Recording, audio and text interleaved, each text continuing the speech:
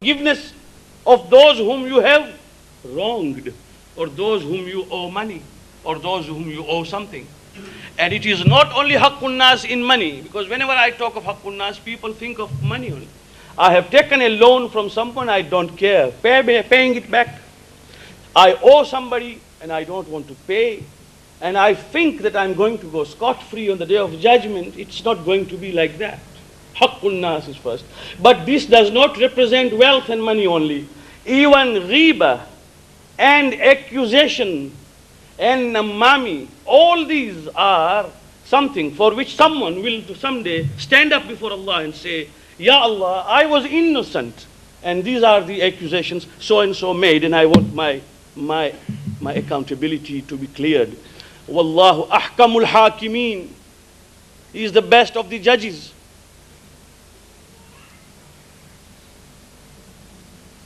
So if you look at it this way, it changes. Then if I owe somebody, I will start thinking as to this has got to be paid. And if I start loose talking against people and accusing them simply because I heard from one side, without going into the depth of the matter, without asking the other side, simply start spreading the rumor, then on the day of judgment there is going to be a day on which that fellow can come and just catch me by the sleeve and say, Mister, you said this. I was innocent, justified today.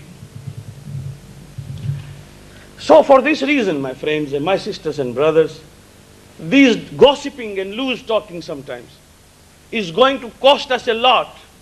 Not here, but on the day of judgment. So that is why Mawla says, if speaking is silver, silence is gold. Keep quiet and don't talk. Talk of things of which you do not know. And then he said, on the day of judgment, many will rise to find their slate clean. And they will say, Ya Allah, where is my Hajj?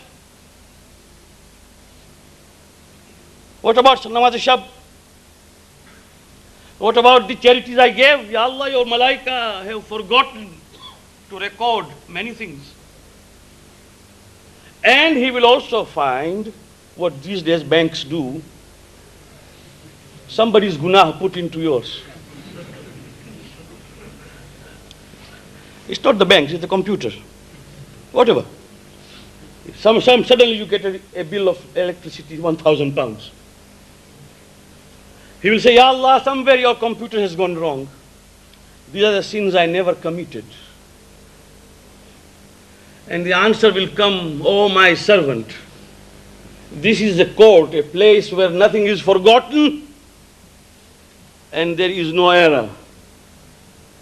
You did the ghibat of so and so, we transferred your good deeds to him.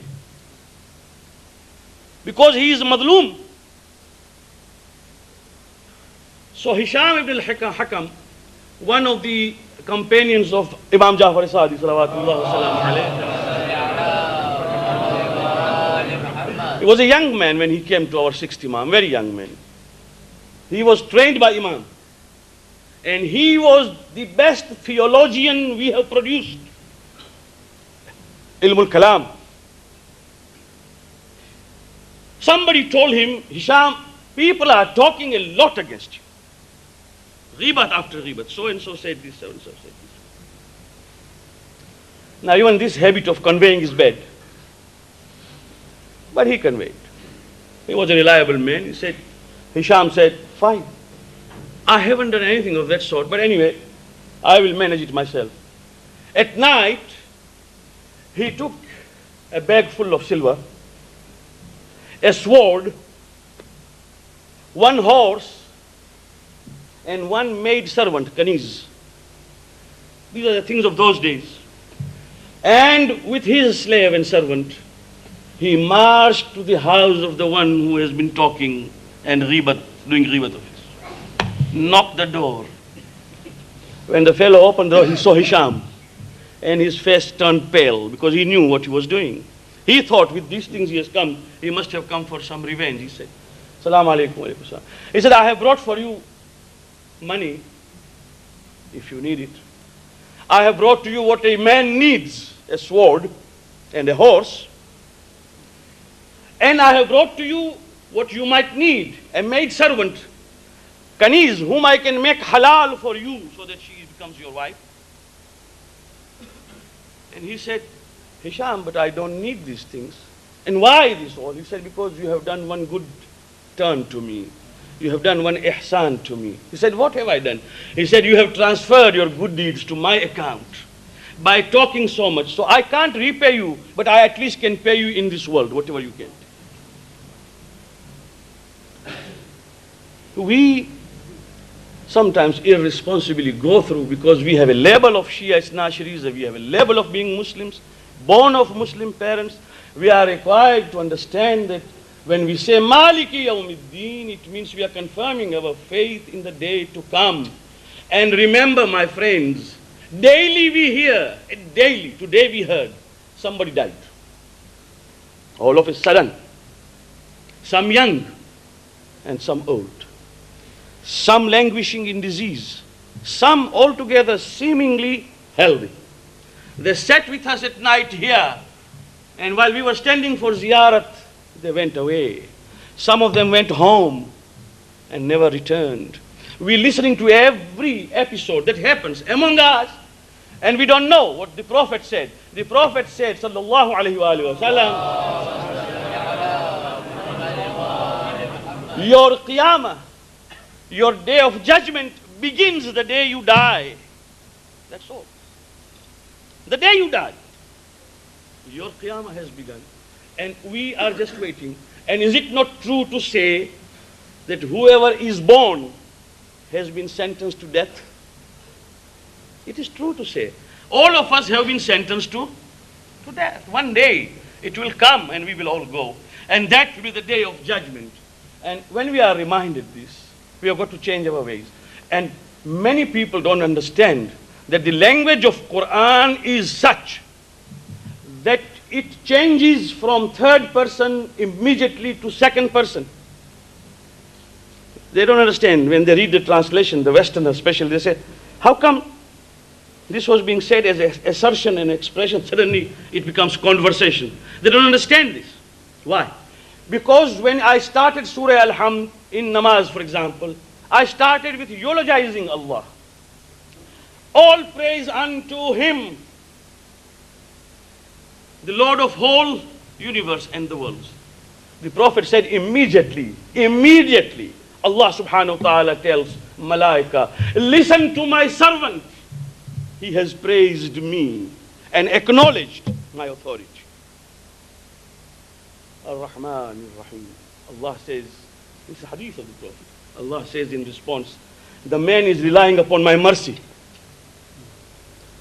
Maliki Yawmiddin. He agrees that I am the absolute authority on the day of judgment. He is preparing for himself. The moment you prepare these grounds, you then are entitled to draw nearer and nearer and nearer to Allah, stage by stage, and then you say as if you are seeing Him, Iyyaka na'budu wa iyyaka nasta'een. Only you we worship, and only from you we seek help.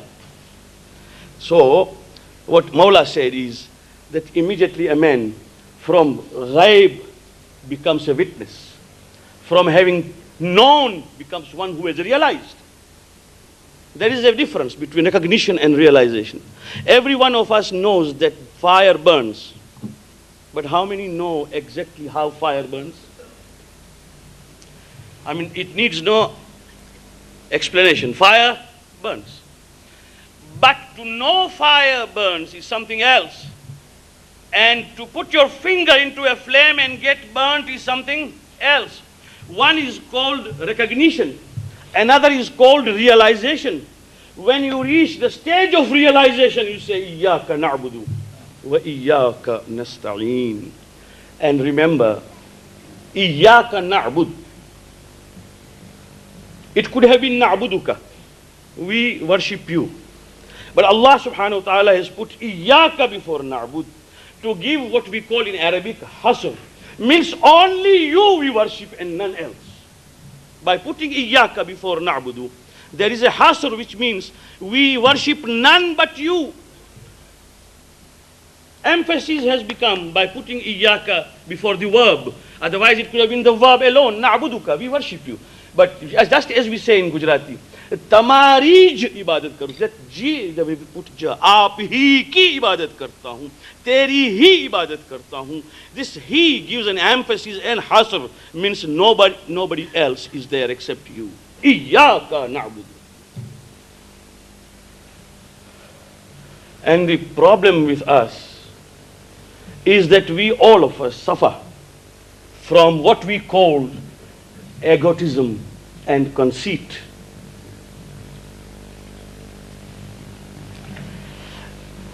The biggest sin that remains within me, and when I use the word sin, is in the meaning of drawback, is the capital I.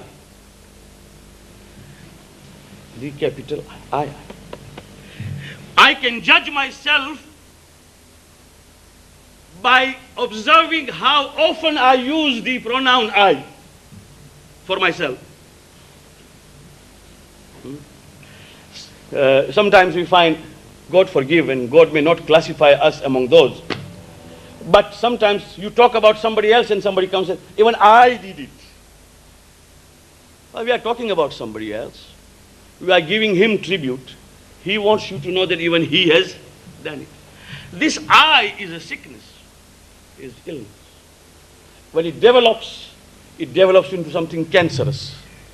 To an extent, it is necessary. For example, if I were obliterated, then people would get crushed under the car.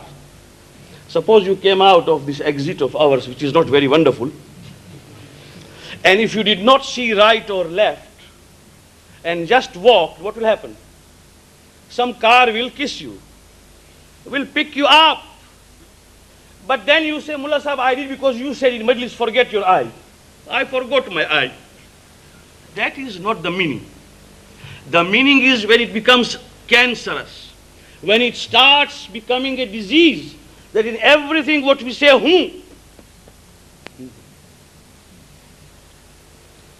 If you have seen, I don't know, these days they don't use, but in India and in Africa also, those who used to clean the cotton or sufi or kapak, they use a particular cleaner which has a tune in it.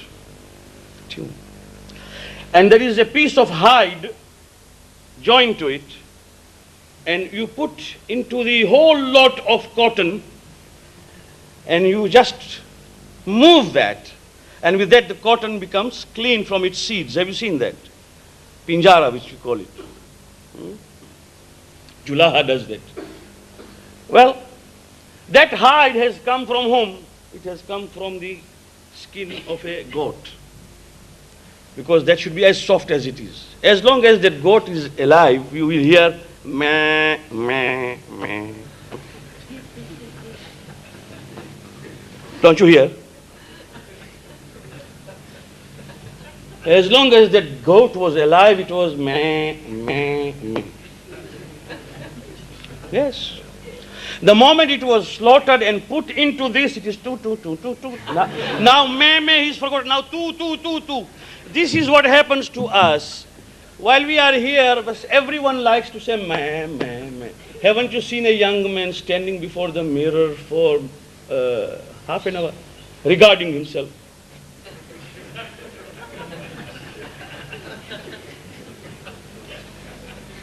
Even we do it. Sherwani buttons and all that. Making ourselves what they call presentable. Regarding oneself, asking what are you doing? Are you gone mad? He says no.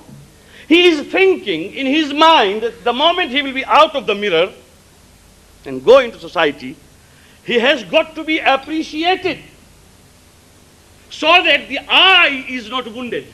The eye. Otherwise somebody will say, this man is slipshod. But when somebody says, mashallah, he's well dressed, presentable, then that eye is inflated. That eye, it's a disease. And in order to understand Allah subhanahu wa ta'ala, the first sacrifice is the sacrifice of eye. Seemingly very easy, but very difficult. Once the Prophet knocked the door of Jabir ibn Abdullah Ansari. Jabir ibn Abdullah Ansari was his companion. He went to his house, knocked the door. Jabir did not realize that it was the Prophet. He said, "Waman al bab?" Who is at the door? The Prophet said, "Jabir, open the door. I have come." They sat together.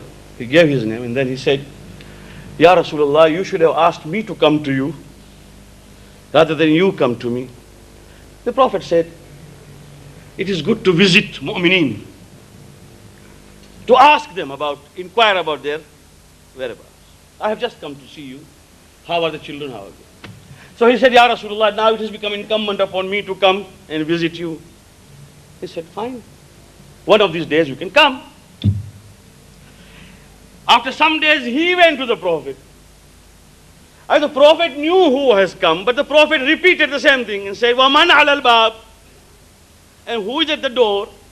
And Jabir immediately said, "Ana." I. And the Prophet opened the door and said, "Jabir, Ana. Ana. La yaqulu ana illa Allah subhanahu wa ta'ala." No one says Ana but Allah subhanahu.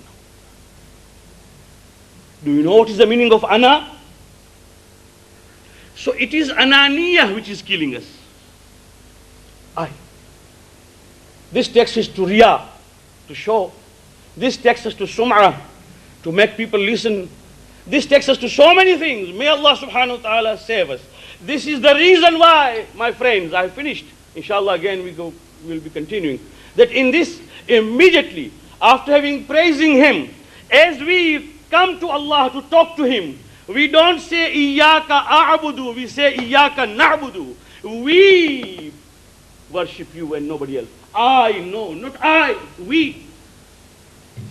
The word I is not there. If there would have been I, it would have been Iyaka a'budu. It is Iyaka na'budu. Whether you pray alone or you pray in jama'ah, you will always use we and not I, because Allah subhanahu wa ta'ala in His presence does not want us to say I or have ananiya. Na'budu, we. And that is why the Prophet said this ayah itself should give you an indication that what is the fadila of Salatul Jama'ah, to pray together, because you are representing all. Iyaka na'budu. More of it inshallah as we go on. Tonight is the wafat of Janab Khadija, who is the mother of Fatima Zahra salamullah alayha.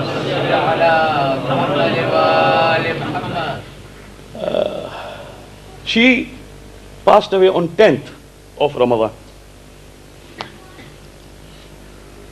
And in the year she passed away,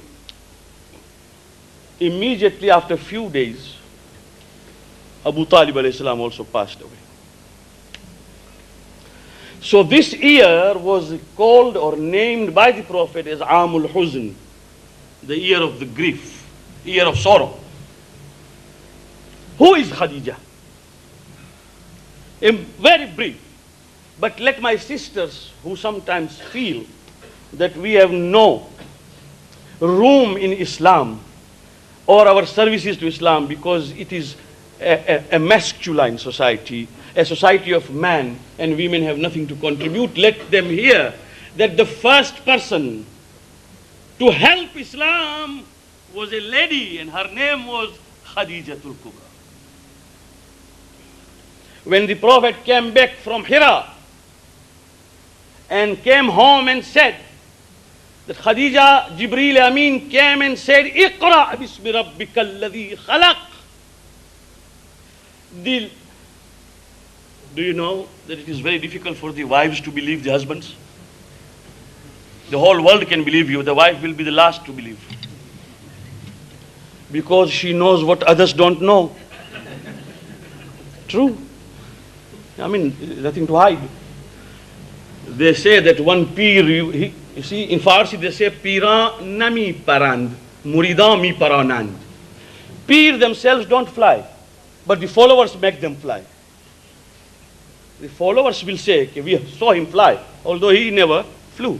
So, one peer was there, and people made it common and current that at night after 12 o'clock, peer flies from his window.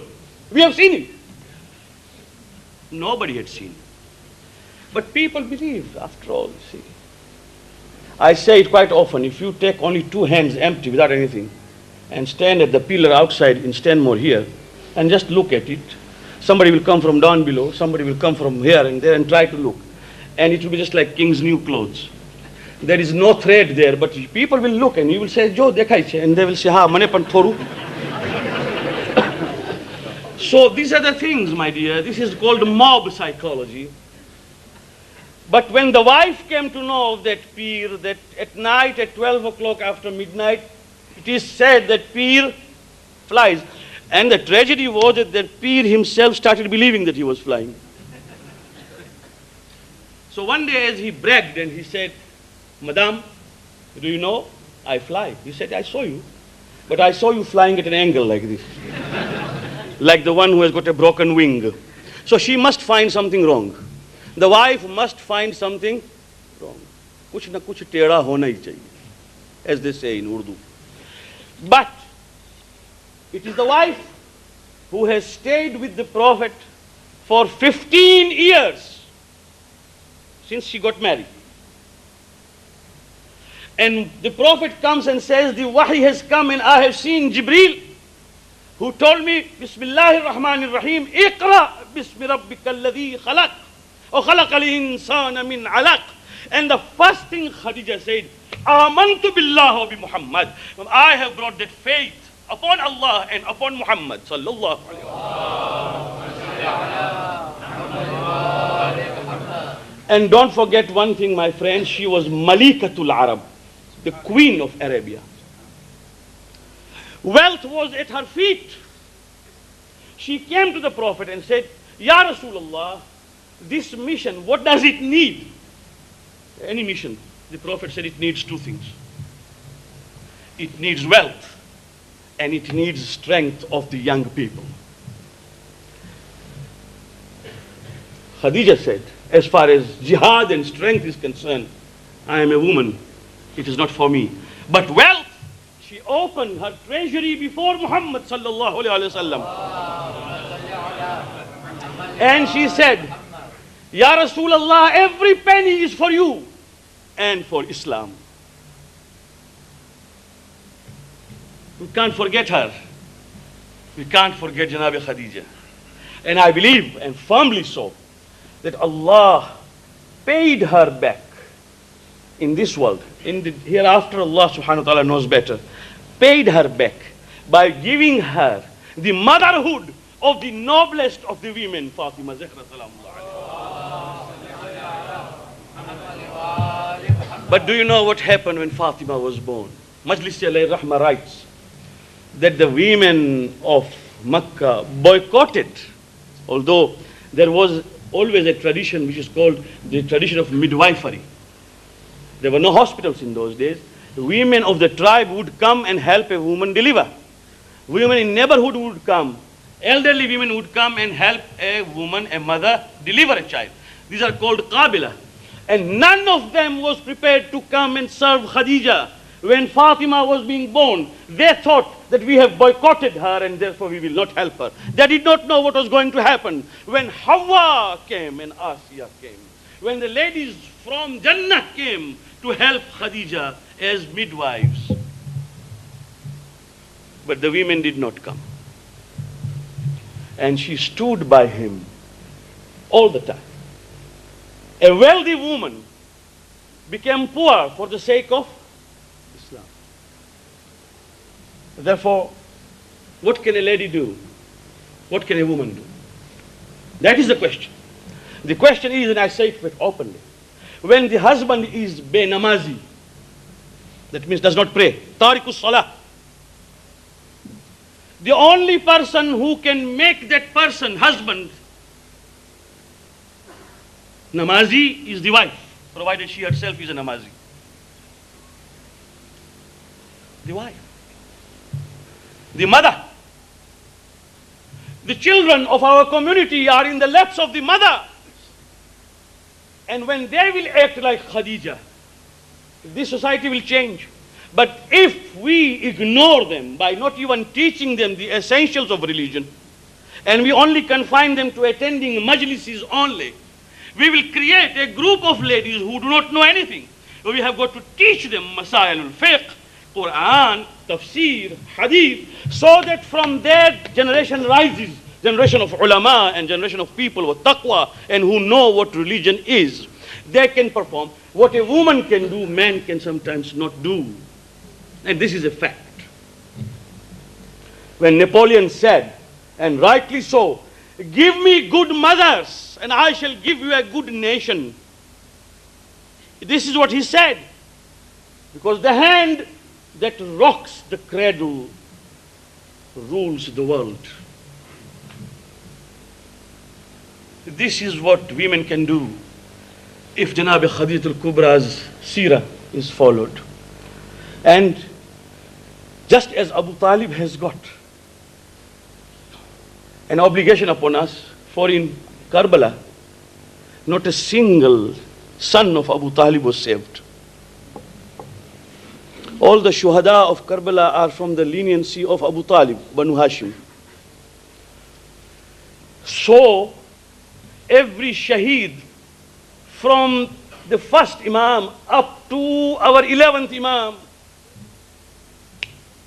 barring Imam Ali, who is a son-in-law, from Imam Hassan onwards up to, they are all grandsons of Khadijatul Kubra. So the obligation and the favor of Khadija does not cease there. She gave blood together with wealth. Her grandsons, one after the other, have been shuhada. So when she passed away, I've got only one word to say, that the person who cried most then, who wept, and for her we weep every day, was Fatima Zahra salamullah alayha. She wept. She wept bitterly. And for her mother. But of course the Prophet was still alive. And the Prophet came to Janabi Fatima and said, Fatima, Khadija has gone, but Muhammad is still alive. What happened to Fatima when Muhammad went away is what happened. We know that she had to stand on the grave and say, Subbat alayya masaibun law annaha. Subbat ala layyami sirna layaliya. Oh Father, after you have gone, there have been one after the other calamities and adversities upon us. If those calamities had come upon day, they would have turned into night. Wassalamu alaikum wa rahmatullahi wa barakatuh.